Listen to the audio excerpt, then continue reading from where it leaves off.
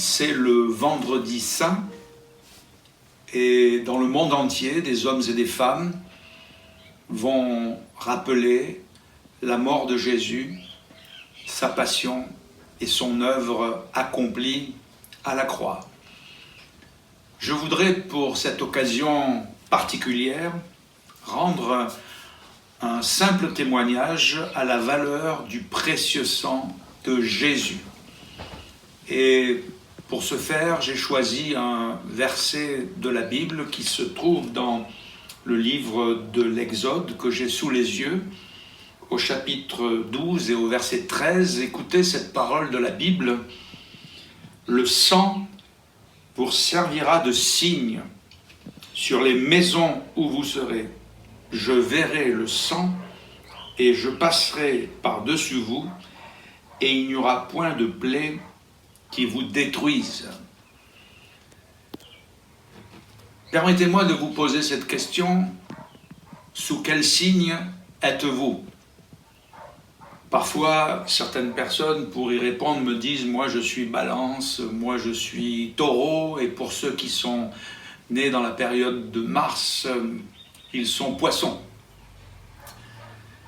Il m'arrive aussi de recevoir, surtout dans des horaires où il serait plus favorable de faire la sieste, des appels téléphoniques, me proposant une consultation de voyance, bien sûr la première étant gratuite. Et je réponds souvent à ces personnes qui sont au bout du fil et je ne sais trop d'où, je suis sous le signe du sang. Lors de la naissance de notre deuxième fille, alors que nous étions en vacances en métropole, nous avons rendu visite à l'une de nos tantes qui avait passé toute sa carrière en Égypte. Elle s'était spécialisée d'ailleurs dans l'histoire de l'Égypte, c'était une égyptologue et en même temps elle avait pratiqué la voyance dans ce pays, l'astrologie. Et alors que nous lui rendions visite pour l'embrasser, alors qu'elle était âgée maintenant et à la retraite en métropole, la première chose qu'elle nous a dit en nous voyant et en voyant le bébé, elle a eu un air un petit peu particulier, elle a levé les yeux, elle a cligné des yeux en regardant les nuages, elle a dit « Avez-vous consulté les astres pour cette petite ?» Et tout de suite, je lui ai dit nous sommes sous le signe du sang. Il semble que cette parole ait été comme une douche froide pour elle, puisqu'elle a très vite quitté ses nuages et je ne sais trop quel astre, et elle est revenue sur terre et nous avons pu parler ensemble quelques instants. Sous quel signe êtes-vous?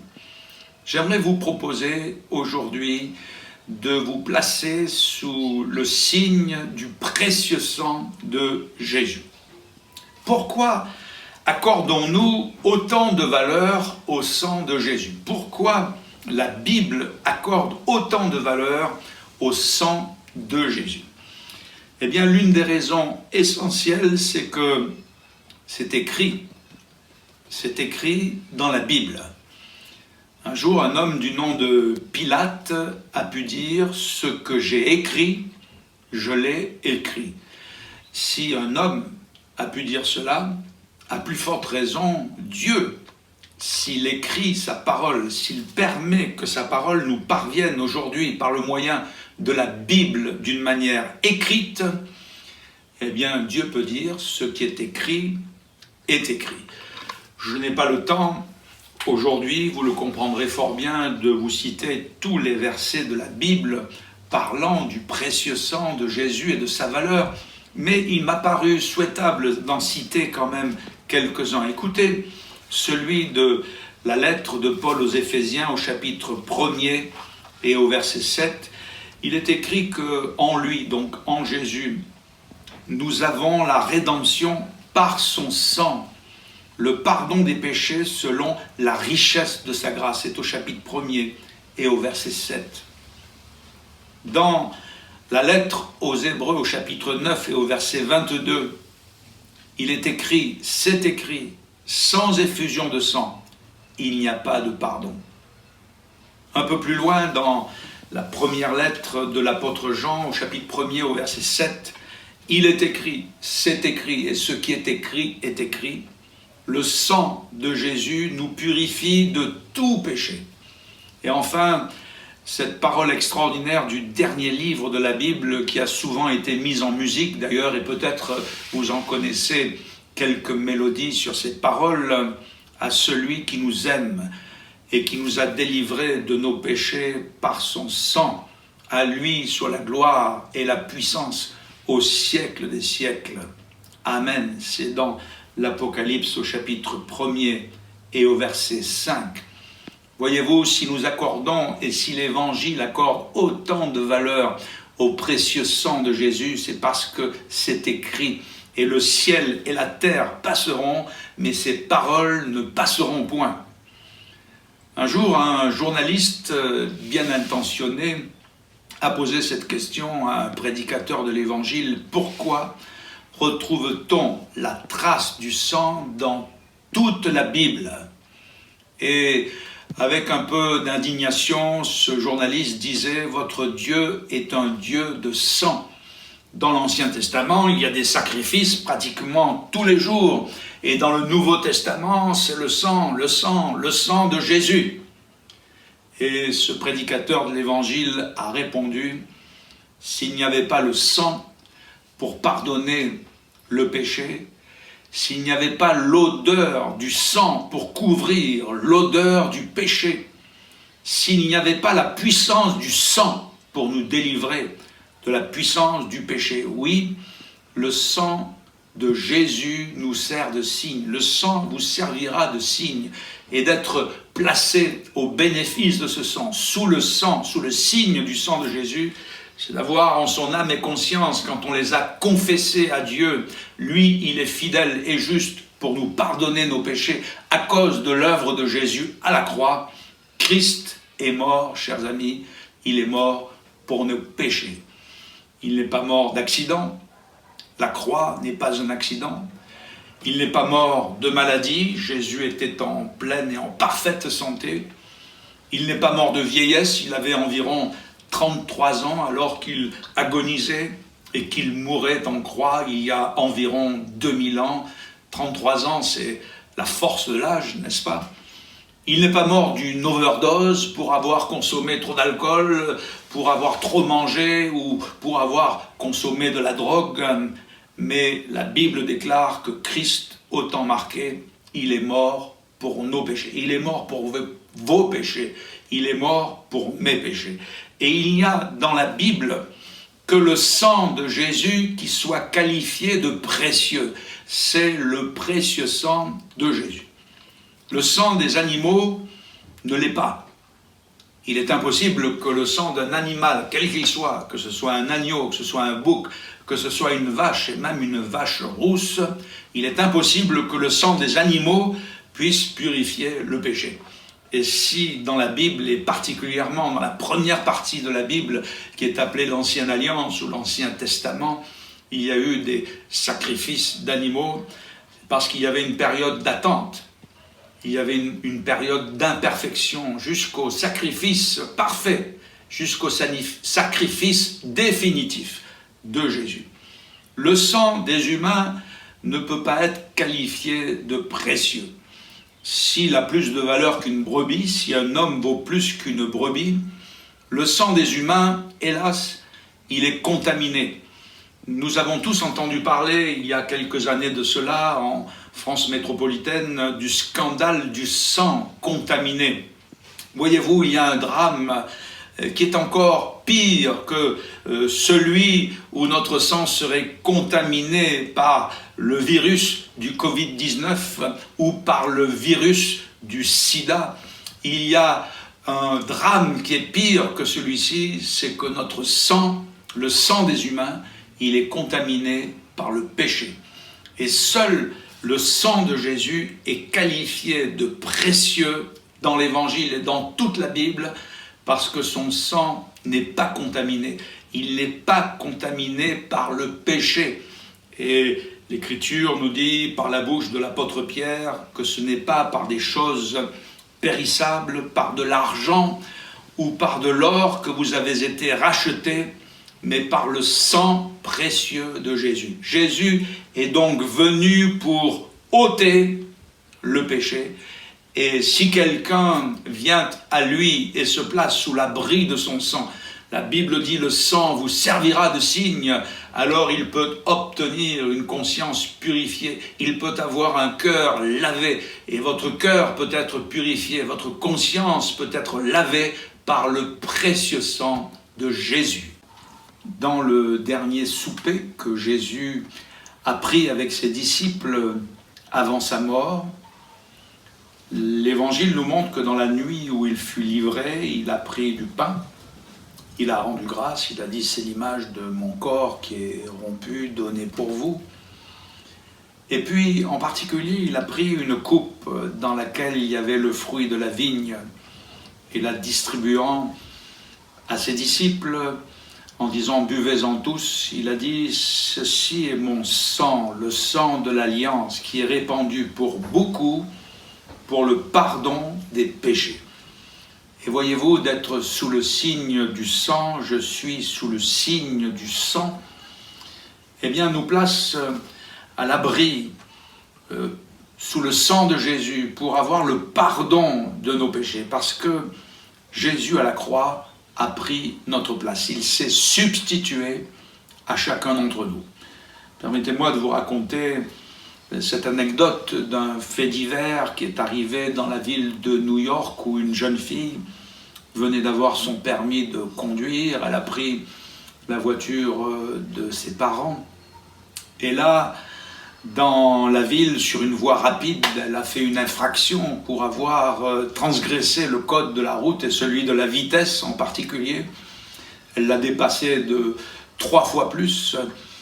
Elle a été bien sûr arrêtée par les policiers et elle a comparu immédiatement, pratiquement devant le juge.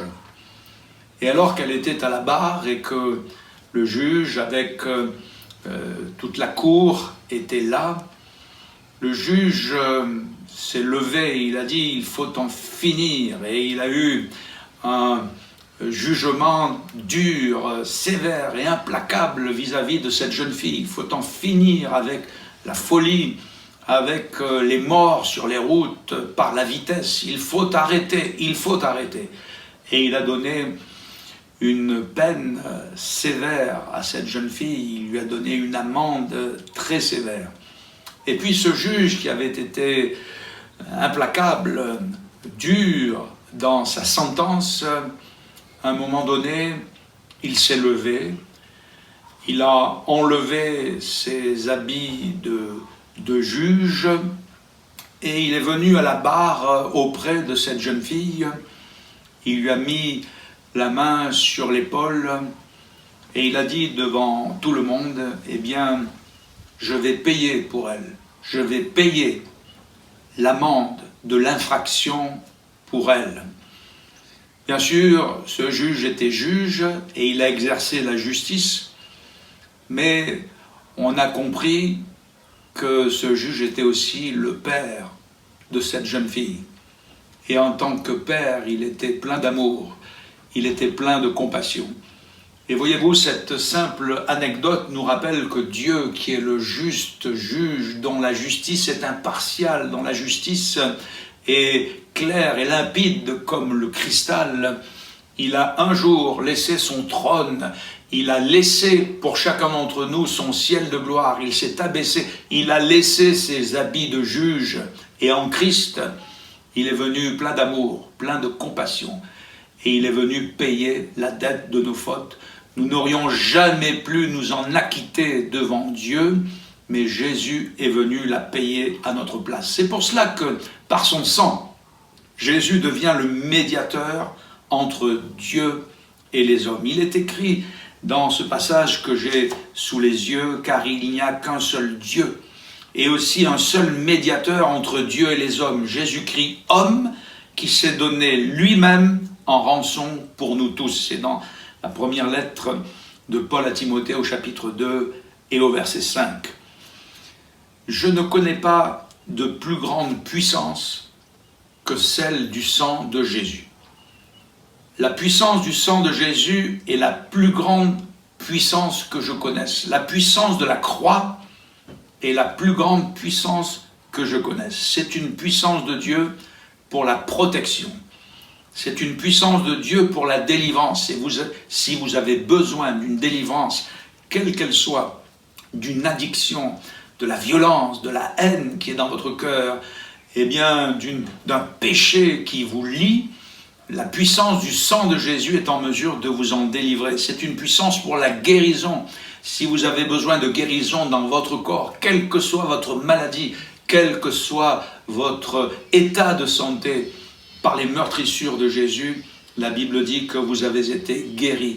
Je ne connais pas de plus grande puissance que la puissance de la croix, que la puissance de Jésus pour apporter la paix dans le cœur. C'est une puissance pour la bénédiction et non la malédiction. C'est une puissance pour le pardon, c'est une puissance pour la purification du cœur et de la conscience. L'avez-vous déjà expérimenté? Êtes-vous sous le signe du sang?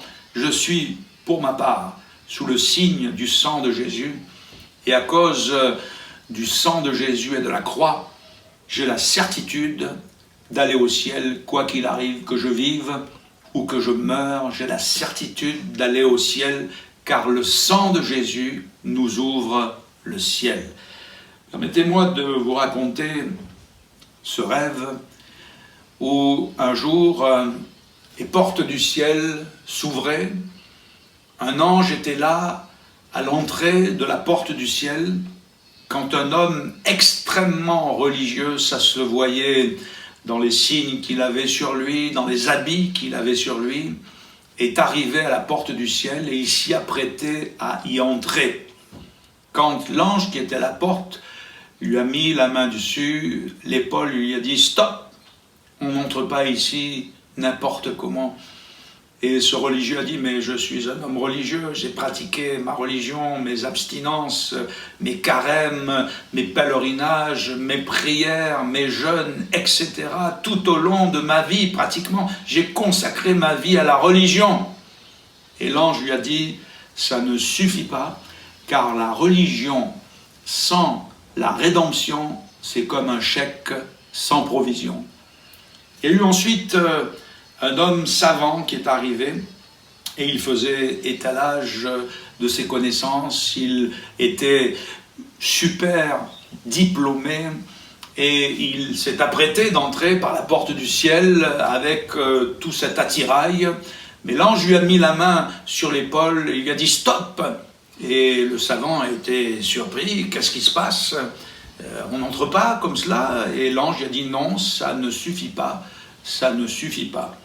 Ensuite, une pauvre femme est arrivée. Elle était courbée, avec des habits sombres, et elle portait sur elle la marque de la souffrance, la marque de la détresse. Elle s'apprêtait à rentrer, à franchir la porte du ciel. Et l'ange lui a mis la main sur l'épaule, il lui a dit « Non, on n'entre pas ici ». Et la femme, d'une voix triste, a dit « Mais toute ma vie, j'ai souffert. Ma vie sur terre a été un enfer. Et avec tout ce que j'ai souffert, est-ce que le bon Dieu ne peut pas me faire entrer dans le ciel ?» Et l'ange lui a dit « Non, ça ne suffit pas. » Un riche est arrivé. Cela se voyait aussi dans sa tenue, dans les bijoux qu'il avait sur lui, et surtout dans l'argent qu'il a présenté, et les cartes de crédit avec lesquelles il s'apprêtait de payer. S'il fallait payer, il aurait pu acheter tout ce qui est achetable. Mais l'ange lui a dit, non, ça ne suffit pas. Ici, ce n'est pas avec de l'argent ou de l'or ou des cartes de crédit qu'on peut entrer dans le ciel. Et puis, à un moment donné, un libre penseur est arrivé, lui aussi, avec tout le bien qu'il avait fait, avec toute sa philosophie, avec son humanisme dont il faisait l'étalage, il a dit, eh bien, certainement que je vais pouvoir entrer dans le ciel. Et l'ange l'a arrêté et il a dit, non, ça ne suffit pas, ça ne suffit pas. Quand un homme radieux, joyeux, est arrivé, celui-ci était revêtu de vêtements blancs et l'ange lui a ouvert la porte en le saluant et il est entré dans le ciel. Il y a eu un son d'acclamation, un cri de joie qui a retenti derrière la porte dans le ciel. Et tous ceux qui étaient à l'extérieur ont dit, mais comment ça se fait que lui, il peut y entrer? Et l'ange a dit, celui-là, il est sous le signe du sang, car il a lavé sa robe dans le sang de Jésus. Et c'est pour cela que le ciel lui est ouvert. Voyez-vous, ce rêve n'est pas très loin de ce qui aura lieu un jour. Ce rêve n'est pas très loin de la réalité. Et si vous voulez entrer dans le ciel, vous avez besoin d'être sous le signe du sang de Jésus.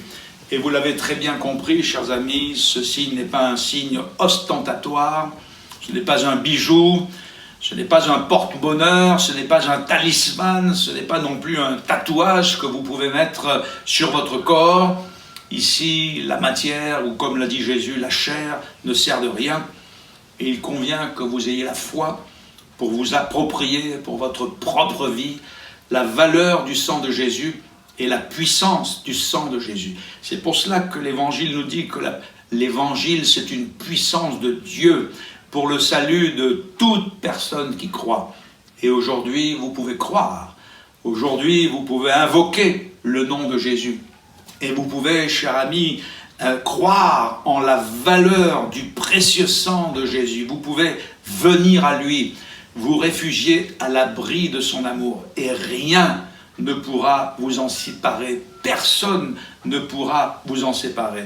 Et vous serez sous le signe du sang de Jésus face au danger, sous le signe du sang de Jésus face à la maladie, face au malheur, sous le signe du sang de Jésus face à la mort, et surtout sous le signe du sang de Jésus face à l'adversaire de vos âmes.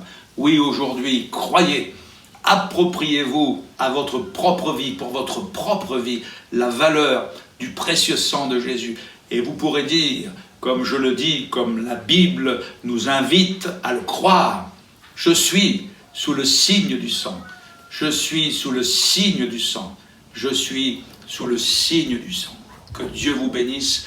Je voudrais, pendant quelques secondes, formuler une simple prière à votre attention, en votre faveur, afin que Dieu vous accorde toute sa grâce.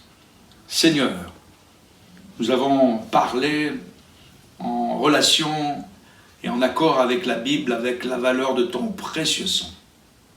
Et en ce jour particulier où le monde entier rappelle ta mort, tu nous as demandé en effet de nous souvenir de ta mort.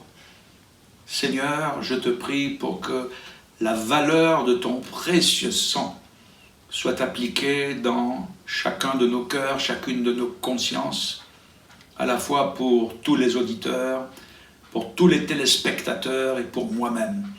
Que ta grâce, à cause du sang versé, à cause des meurtrissures de Jésus, à cause de l'œuvre qui a une valeur éternelle et que tu as accomplie à la croix, puisse prendre toute sa gloire et sa puissance dans chacune des vies de celles et ceux qui maintenant te font confiance, afin qu'ils puissent dire avec vérité, en esprit, mais en vérité et avec foi, je suis sous le signe du sang.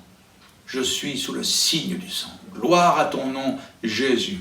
Gloire à ton nom. Béni sois-tu, Seigneur. Amen.